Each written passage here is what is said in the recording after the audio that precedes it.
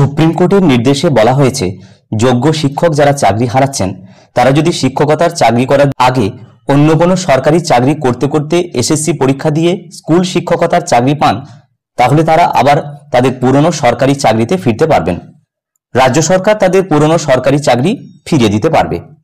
সেই মতো যে সমস্ত যোগ্য শিক্ষকেরা আগে প্রাইমারি স্কুলে চাকরি করতে করতে স্কুল সার্ভিস কমিশনের পরীক্ষা দিয়ে হাই স্কুলে চাকরি পেয়েছিলেন, তারপর সুপ্রিম কোর্টের নির্দেশে তাদের চাকরি গিয়েছে, তারা আবার প্রাইমারি স্কুলে পুনর্বহাল হওয়ার জন্য আবেদন করতে শুরু করেছেন।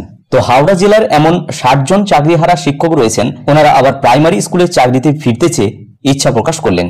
ইতিপূর্বেই এদের মধ্যে 25 জন জেলা প্রাথমিক শিক্ষা দপ্তরে প্রাইমারি স্কুলের চাকরিতে ফিরতে চেয়ে লিখিত আবেদন করেছেন। এই প্রসঙ্গে জেলা প্রাথমিক শিক্ষা সংসদের পক্ষ থেকে বলা হচ্ছে, রাজ্য শিক্ষা দপ্তর যদি এদের পুরনো চাকরিতে ফেরানোর নির্দেশ দেয় তাহলে সেই প্রক্রিয়া শুরু করবে জেলা প্রাথমিক শিক্ষা দপ্তর। আরও বলা হয়, চাকরি হারানোর শিক্ষকরা যারা আগে প্রাইমারি স্কুলে চাকরি করতেন এরকম অনেকেই আবার প্রাইমারি স্কুলের শিক্ষকতার চাকরিতে ফিরতে চাইছেন। এই সংখ্যাটা আপাতত 60 জন। এই সংখ্যা আরও বাড়বে বলে মনে করা হচ্ছে।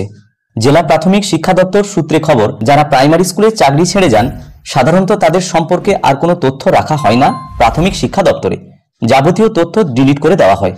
এখন রাজ্যের শিক্ষা দপ্তর যদি আবার এদের পুনর্বহাল করতে বলে তাহলে এদের সম্পর্কে যাবতীয় তথ্য সংগ্রহ করা হবে, এমনকি চাকরির কন্টিনিউয়েশন করে এই শিক্ষকদের আগের মতোই যাবতীয় সুযোগ সুবিধা দেওয়া হবে, সেটা আর্থিক সুবিধা হোক কিংবা অন্য কোনো সরকারি সুবিধা যেগুলি প্রাথমিক স্কুলের শিক্ষকেরা পেয়ে থাকেন।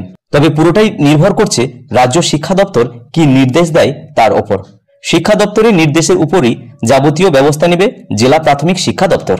যাই হোক, এই প্রতিবেদনটি আমি এই ভিডিওর মাধ্যমে শেয়ার করার চেষ্টা করলাম। যদি ভিডিওটি ভালো লাগে এবং কাজে লাগে তাহলে অবশ্যই লাইক, শেয়ার এবং কমেন্ট করা যেতে পারে, এবং চ্যানেলে সাবস্ক্রাইব না থাকলে নিত্য নতুন আপডেট পাওয়ার জন্য চ্যানেলটি সাবস্ক্রাইব করে রাখা যেতে পারে। সকলে ভালো থাকুন, সুস্থ থাকুন। ধন্যবাদ।